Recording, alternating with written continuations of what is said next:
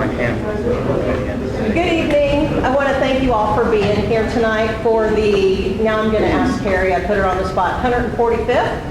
144th? 144th Science Cafe. So thank you all for coming tonight. We're excited to have Dr. Michael G, because I told him I'd butcher his last name. So this is Dr. Michael G, who is an assistant professor of biological sciences at Fort Hays State University.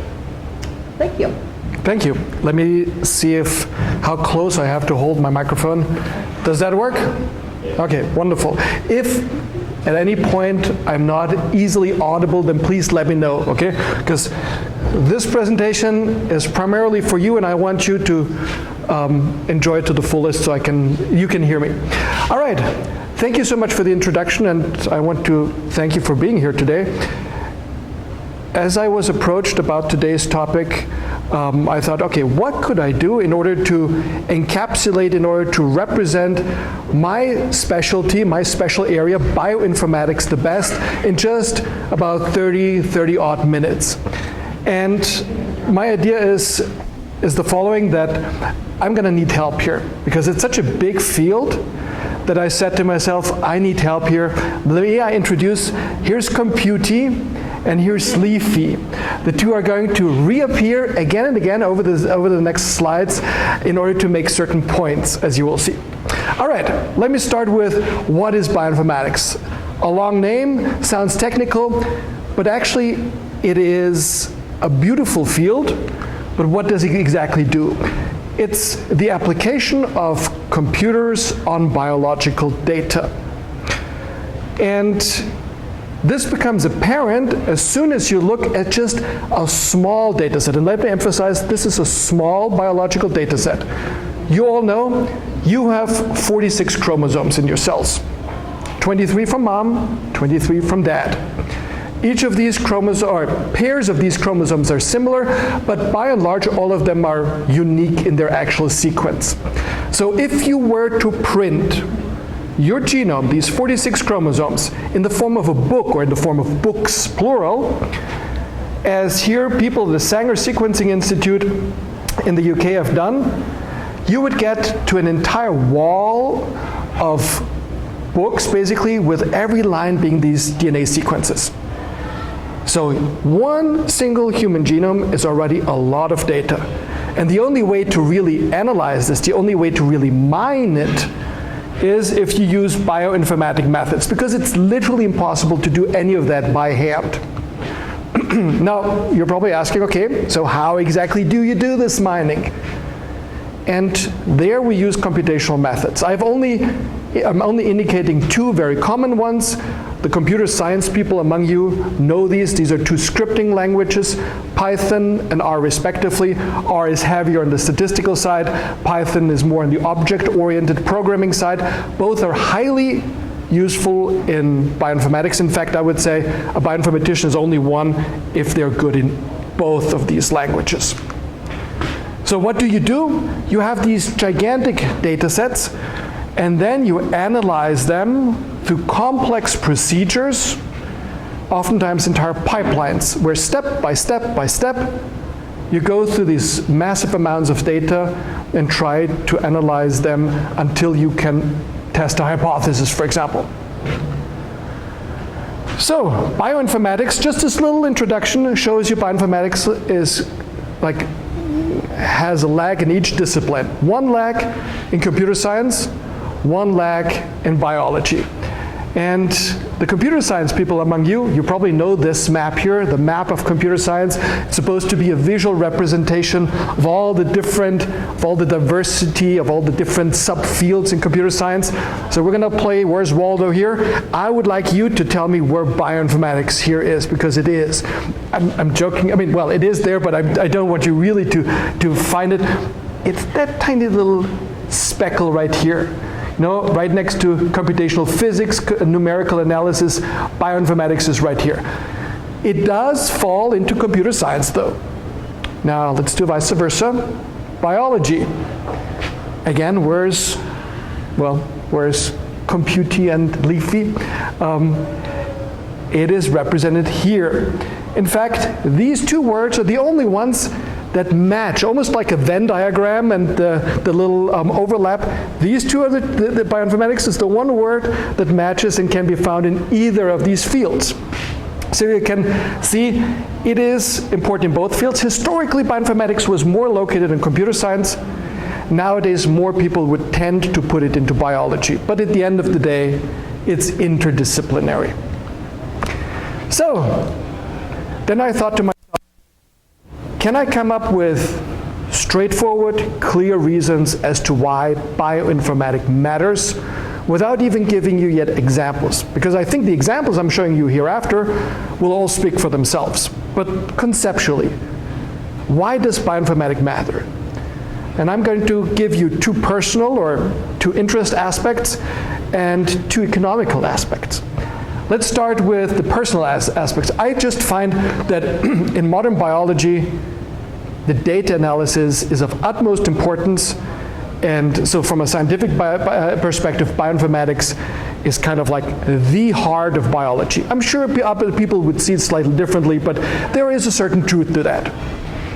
And then more from a personal side, I've always loved the tricorder concept at Star Trek, where like you open it up and then you measure some medical or biological information. And I've always, even as a teenager, or actually even younger, as a young adolescent, I've always wondered like how exactly are they measuring and how exactly is that data being filtered through, interpreted. That is the essence of bioinformatics, if you think about it. Biological data comes in and is being interpreted in an easy, visualizable way. So whatever it might be, some medical data or some other biological data, that tricorder concept is symbolic for bioinformatics. But if you're like my parents, they'll be like, all right, that's all nice and fine, but can you give me some economical reason as to why you want to become a bioinformatician? And quite frankly, that was because, I told them, oh, I really like biology. They're like, okay. But I told them, but I'm really interested in bioinformatics. And that immediately raised their spirits and said, okay. This is a little dated now. This is from 2015. But, the general perspective stays the same. That, within the natural sciences, some of the fields pay quite different. And with bioinformatics, you have a lag both in the beautiful, but not often as well-paying field of biology, and in the equally beautiful, of course, and oftentimes better-paying field of computer science. So bioinformatics bridges this gap nicely as well. And not just now. In fact, if you look through different how shall I put this? If you look at different forecasts, bioinformatics, especially going into a world where personalized medicine is playing an ever more important role, bioinformatics is and will be one of the growing fields. So, also economically, looking into the future, bioinformatics was a good choice to work with or to study. Okay, that was a little bit of an introduction as to why I believe bioinformatics is so special. But this talk is also titled not only a tribute to bioinformatics, but the power of genomic data mining. Because nowadays we are in 2025, we're literally at the cusp of where genomic data mining becomes enormously powerful and enormously important, more so than you might realize at this point. You're fine. Yep, all right. So, this is okay, that works even better. There we go.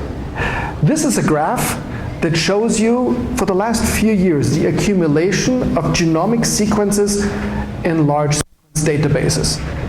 And you can see, just from this graph alone, that we have an exponential growth here. We're talking about trillions and trillions of DNA sequences, very similar to your genome sequences, and they are stored in different publicly available databases. And this is from a different perspective. I know many of you might say, oh, this is just flattening off. No, this is a logarithmic scale here. So we're talking about a continuous growth, 2025 and beyond. And we're talking about petabases of DNA sequence data that are generated. And quite frankly, this year in the year 2025 is not even that representative anymore. because a lot of that genomic information, this flood, this plethora of genomic information that is produced every year, a lot of that is nowadays being subdivided into private one that is not made public, and public one saved on public data servers such as this one. So this is just a part of the overall diversity. And why this becomes relevant to you is, of course, for personalized medicine, among many other things, but that's probably the most obvious one. What do I mean by personalized medicine? Many genetic disorders, many types of cancer, are very idiosyncratic to the carrier. While we call something, say, breast cancer, every different breast cancer patient probably has a slightly different mutation that caused that breast cancer. And understanding the exact mutation is necessary for a tailored approach for that particular patient. Now, 2015, people were all excited about the fact nowadays a single human genome could be sequenced with $1,000. Wow. But time has passed since that. We have definitely decrease that amount further. In fact, if you look at the last 20 or so years of DNA sequencing, you've seen a dramatic decrease of the DNA sequencing costs. So much so that nowadays you can get a genome for what do you think? A full human genome. Like those ancestry kits? The ancestry kits, they would give you a small piece of your genome, or like they would let you look at a small piece of it, that's true, but that would be DNA as well. But just so that we get a feeling for it, like having your own personal complete genome sequence, something that on a large scale was done 2015 for $1,000, would nowadays cost $500. Anybody more, anybody less? A little less? Yes. I'll tell you the number in just a second, but just to demonstrate to you how important this topic is, what is in the year 2025, I'm looking at the younger ones here, what is a classical indicator of something is important? How much it costs. How much it costs? Yeah, no, but like in the realm of social media,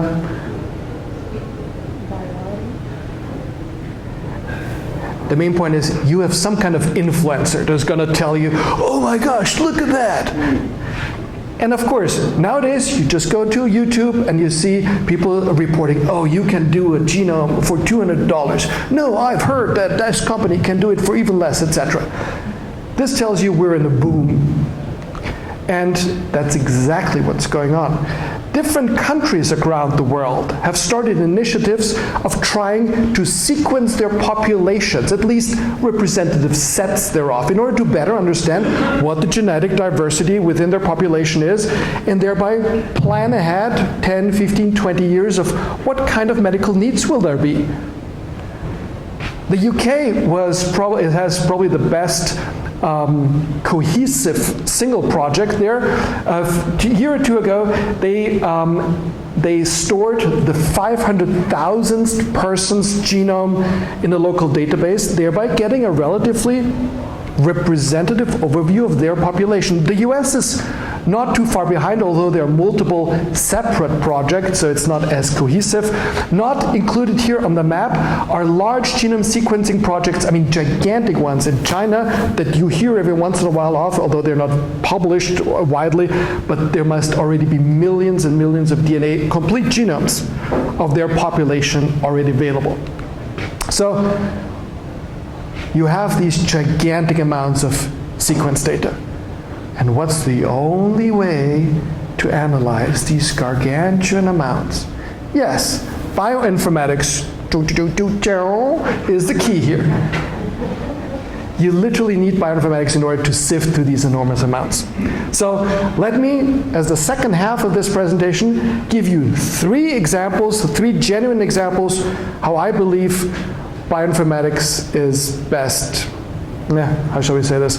Like three characteristics, examples of what bioinformatics can do for you. And the first one is something that I'm sure you still remember from a few years back. Yes, that's the SARS-CoV-2, the COVID-19 pandemic. all of you, some maybe in high school, others like when they were at work or in college, felt this. 2019 or 2000. Let's see. This is 2020 here. 21. So basically, at the initiation of the pandemic, we were at this stage of such a phylogenetic tree. This is, of course, the product of some heavy bioinformatic analysis. Ever since that time, SARS-CoV-2 has evolved further, nowadays split into different lineages here, or different strains. What you can currently get as your COVID-19 vaccine is primarily accustomed to this particular strain. I can't quite read the exact designation here. I think it's XFG. But since this is the one that most of the developed world is common, like that strain is common in most of North America and Europe and Australia. This is what most of our vaccine are actually targeting against, whereas some of the lesser, at least in the Western world, lesser common strands are not necessarily, our vaccine is not necessarily against them. But this is just one example how bioinformatic data can help us understand the evolution of such an essential virus. And it's not just that virus. There's an entire branch of bioinformatics called immunoinformatics that just deals with understanding the immune responses toward certain vaccines and estimating which of the different strains of a particular pathogens are more likely to become virulent or problematic and thus should be prioritized when producing a vaccine. So the entire topic of immunoinformatics is and continues and probably very, very much will be a very important and well-paid area in science. And at this point, I want to tell you a little bit of a personal story, because back in 2019, 2020, I was still in Germany working on my habilitation thesis. That's like an additional thesis you have to do in there, and that system as an equivalent for tenure, for the tenure track process. And I remember, so this is one of the important newspapers in Germany, Die Welt, the world. And these daily podcasts, they would tell you about, like, all right, infection numbers rising here and decreasing there. And in one of these podcasts, one of the, at that time, leading scientists said words to the effect of, and that you'll see that in a second, that really rubbed me the wrong way, saying like, oh yeah, and what we should definitely not do at this point in time is checking the origin of SARS-CoV-2. Like, why would it be, I mean, if anything, that would be important, because that way we can develop better vaccines. We would understand better what the similarities are.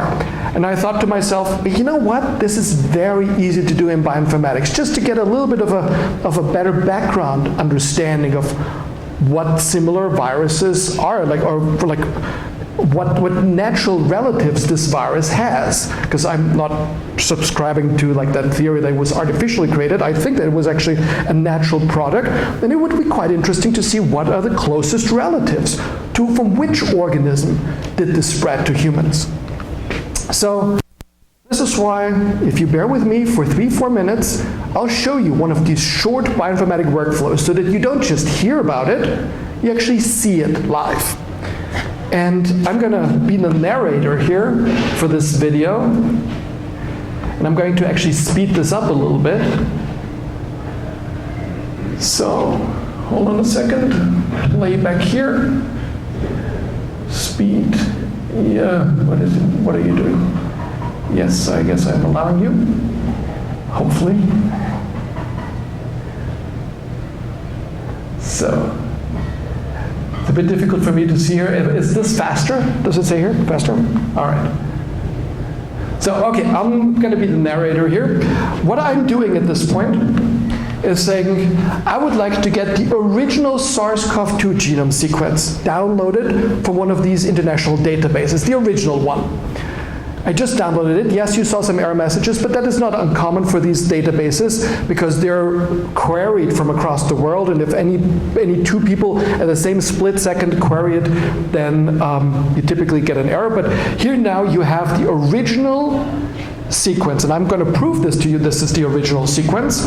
So we just had up there SARS-CoV-2, formerly called the Wuhan seafood market pneumonia, isolated from Wuhan in humans, China, and here December 2019 it was collected. So at a time when most of you probably were not aware that this would eventually become a problem. Okay, we have that genome sequence. It's pretty long, I didn't show it to you. And now we would like to locate one protein that became famous afterwards. It's just one of many proteins of this virus, namely the protein that was used in order to produce the mRNA vaccine. Because your mRNA vaccine stimulates the production of that protein in you so that an immune reaction could start. So what I've done here, I have extracted that spike protein. And now I'm curious, that spike protein is so characteristic for SARS-CoV-2, so much so that we use it to develop the vaccine, right? And now I'm looking for all types of different records that share this spike protein.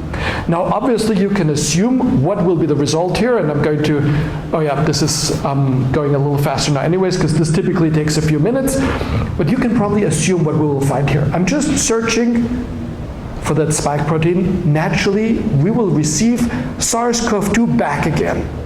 This is kind of our positive control. We're just receiving the same virus back again. That's the positive control. It's not yet what we want to test. Okay, I'm going to show you the top 10 records. Here, this is some bioinformatic code that does this for us. And voila, the SARS-CoV-2. Here, apparently many ones submitted from Sweden, then one from the US, one from Madrid. These are just sorted by date on that particular day. So people submit this every day. Okay, but now it starts to get interesting. Let's take that spike protein and search it in everything but coronaviruses. Okay? So not coronaviruses. Everything else is good, like where's fair game, just not coronaviruses. Again, this is searching, and in a moment we will see some results. What do you guys think? Do we get any hits? Do we get some hits? Now, one thing you can probably already assume after 2020, 2021, when the vaccines were produced, that spike protein was used for the synthesis of, like here, lots of synthetic constructs of that spike protein, of course, because you had to produce that for the vaccine one way or another. But look at that here, 2016, 2009, 2008, 2004. That was a little bit before the coronavirus pandemic, wasn't it? Already at that time, people were producing recombinant viruses. And at this point, since I'm not an expert on viruses, I briefly would like to pass on the microphone for a second. Dr. Gillick, could you briefly tell us what these recombinant viruses are? Because you are more of an expert on this than I am. Okay, well, thank you, Dr. Grimstreudel. So a lot of these are going to be natural recombinants. I mean, these viruses are very promiscuous. They recombine very easily. They're very similar. You can have a couple of viruses get into the same cell. They're going to mix and match. So having recombinant coronaviruses, this is even before, I'm sure, bioinformatics was ever invented. This was going on before humans were even around, probably. So. Mm-hmm. All right, thank you so much. So these recombinant viruses, or the fact that virus recombination takes place, is not totally unusual. But bioinformatics lets you analyze this within, what was that, 5 minutes? I mean, yes, I did speed it up slightly, but not by much. So you can see how effective bioinformatics is in this regard. All right, let me, now after we did this first example, let me give you a second example. We're going to switch gears slightly, And I'll talk to you about something that actually is very relevant here to Kansas, to Western Kansas. I'm sure you have had the unfortunate pleasure every once in a while going to a local lake and seeing that it is partially closed because some kind of harmful algal bloom is going on, especially during the summer months. And one of the main reasons for such harmful algal blooms is actually not an algae, but a type of bacterium, the cyanobacteria. And my graduate student, who's actually also here in the audience, hi Louisa, please briefly say hi. My graduate student, Louisa here, she helped me look at different cyanobacteria at a bloom in 2024. I'm going to talk to you about a bloom a year later as well, in just a moment, where another colleague has helped me. But let's stick with this one just for a moment. You can already see there is some kind of algae bloom going on. Now, do we know what kind of cyanobacteria are responsible for it? No, typically we don't, because Western Kansas is somewhat of a terra incognita for many of these strains. They have never been identified. They have never been sequenced. We know that they exist. Obviously, here's a microscopy image. But what their closest relatives are, and if they have some kind of antibiotic resistance, who would know? Well, bioinformatics is the way to identify this. So in order to get to that bioinformatic analysis, you have to do a few steps, though. And one of them is to collect these samples and then to grow them in the lab. Because only then you get the data in order to bioinformatically analyze and identify them. And in order to show you that bioinformatic knowledge can come in handy even on other aspects of biological sampling, I'm going to show you another little video here that I took together with my colleague, Dr. Lee. Can you briefly say hi? He and I, we were collecting cyanobacteria just a few weeks ago when the weather was still nice. And I was recording our collection trip with a 360-degree camera. This might take a while, or this might take a minute here to load. Give me a second. I'm gonna make sure we have here a high quality. Yes, by the way, again, this is a 360-degree video, so we can zoom around here. Sorry, this is a little, my mouse. One second. So you can see this zooms in nicely. So in that video, we're explaining a little bit. The audio is not you cannot hear the audio, but we are explaining what we're doing. And then we actually go and collect some of these cyanobacteria. By the way, the only way to stitch these videos together is in order to use code. So there is no software, no single software that can do this easily for you. So it was necessary to use some of my bioinformatic knowledge so that this could actually be properly uploaded. But I'm going to move forward here a little bit to an interesting thing. By the way, you see it's pretty windy. And in these remaining, like in these intermediate minutes, you'll see Dr. Lee and me walk back and forth and collect there a little bit, collect over there a little bit, but it's pretty windy. All right. And, oh, come on.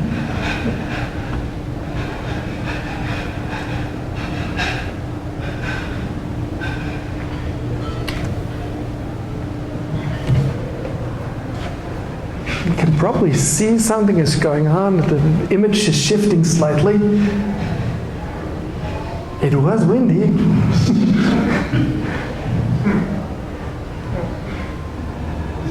We're heading back with our next sample and, oh no! So you can see the fish in here. At this point, I'm a little bit in a bind because I received, thankfully, through our dean, some funds in order to purchase this camera.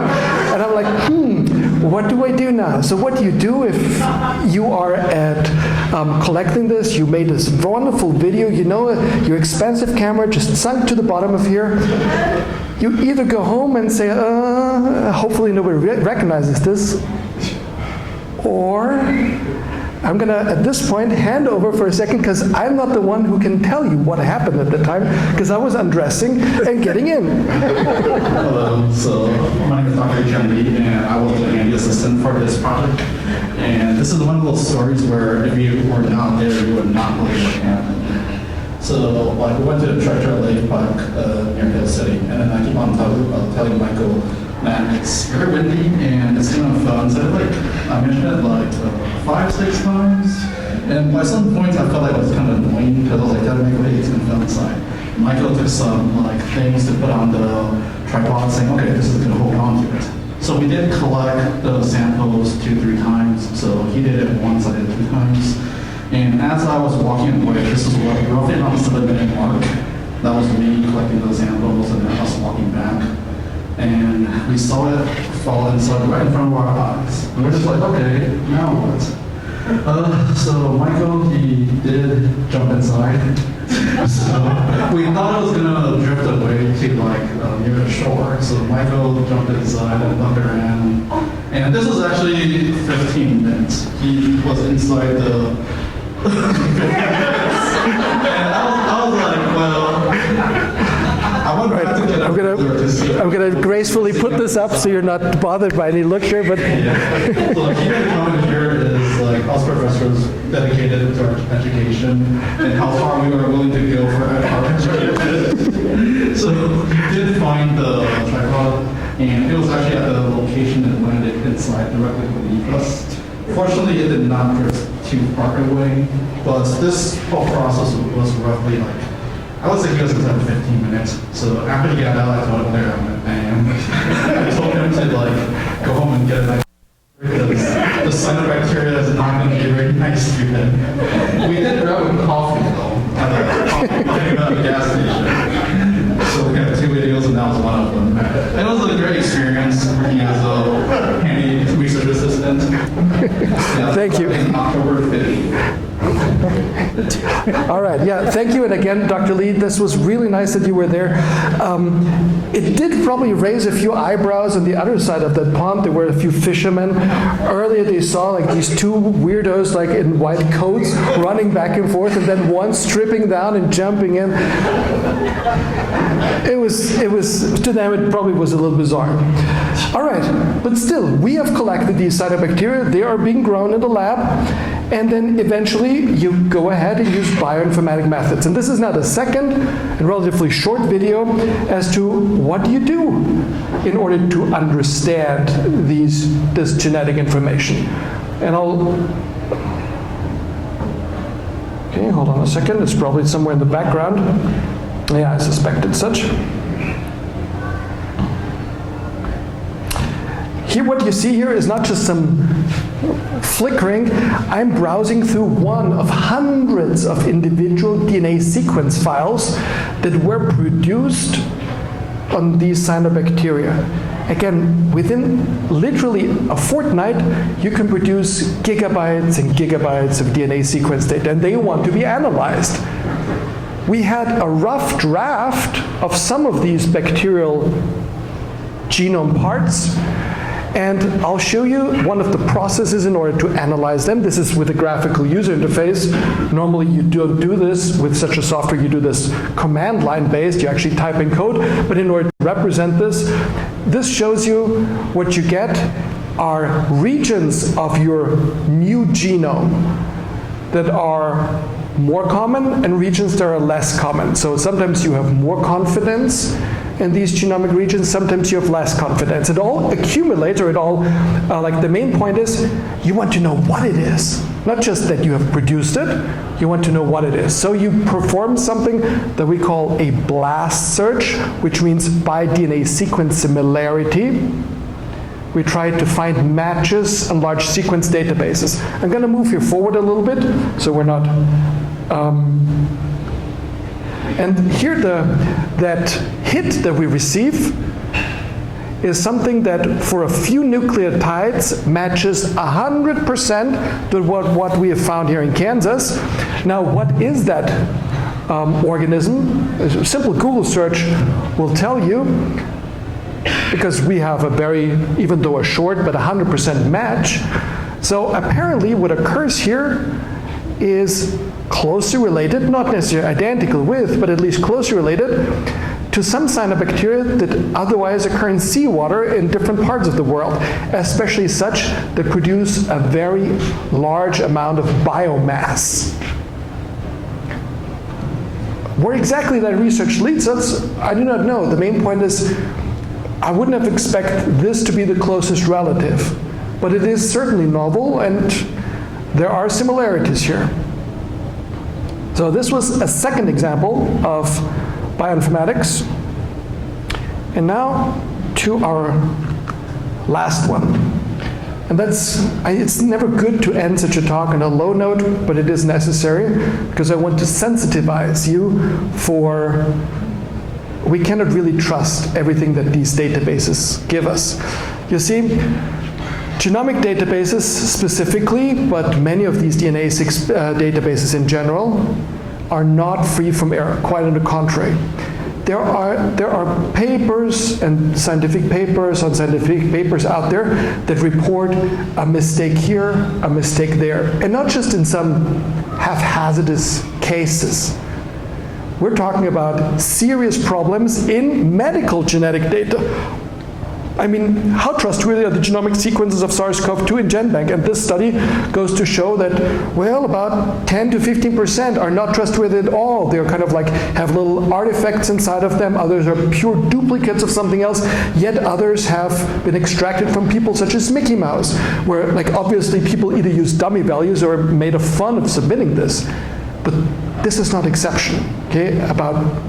Depends, of course, on the reason. 5, 10, 15% of the data in these genomic databases are not reliable. Yet our medical community acts as if it is and bases many conclusions on that. Fortunately, we're in the year 2025, and we have nowadays, especially through AI, the ability to filter through many of these databases in order to identify problems. And literally all the review papers that deal with this basically say how to mitigate these problems. Well, use bioinformatic methods, preferentially coupled with some artificial intelligence. And this is where I would like to point that I have some wonderful graduate students and some undergraduate students also working with me on exactly such a project right now, where we use bioinformatic methods in order to identify some, not all, but at least some of the cases of these database errors and give some bioinformatic solutions on how to find them. All right, so what is the conclusion? And I'll make this short and brief.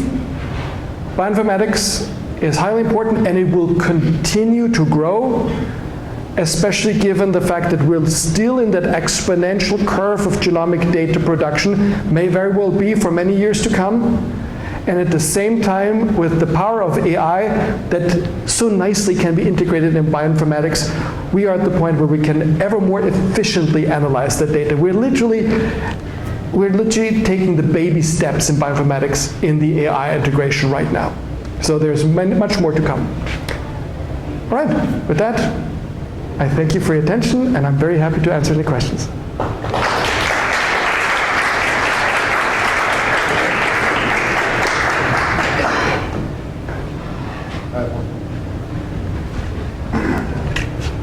So I see the value, extreme value of personalized medicine and the approach for that, but what kind of controls or security can you put around that? So one, not weaponized, but two, from having an insurance company, decline you coverage because of some pre-existing condition or something like that. What kind of work can be done ahead of time to make sure that's not happening? Mm-hmm. I'll be honest, that's not necessarily an answer I can easily address, because this is probably more geared towards the informatics people and the computer science people. They will understand better the aspects of data security. But one thing I can tell you is that within my family, we have, fortunately, a benign tumor. This is why I have these cuts here on the side. All males in my family had to have that removed between the age 20 and 25. And I was the first generation whose genome was partially sequenced, And I'm very happy about this because I know now also the transmission for next generations. I mean, my daughter has the genes, I know that, because it's a dominant one, and she has had that definitely from me. But so far, not a single insurance company has ever asked me for that. This might change in the future, could be, and I might be lucky because it's an entirely benign tumor and it was just removed without any complications. But I see the problem. I personally have never had any issues with it. What I can tell you, though, is that ever since I had part of my genome sequenced, many family members in my family, for them, there was kind of like, okay, ice is broken, and they actually, can we also have this done? And it's not even that expensive. It's not the entire one. It's just like certain regions, especially for the most important cancer diagnostics. I think the risks outweigh, the benefits outweigh the risks. But I'm not, like, I can't super well speak from the computational security side. Again, there are people in the room who can probably tell you better about this, Dr. Schwartz. I'll refer to his expertise in this regard. Oh, okay, I don't really have anything to add. I think cybersecurity is a big part of it, but it's just going to come down to like laws and regulations. Policy around it. And policy.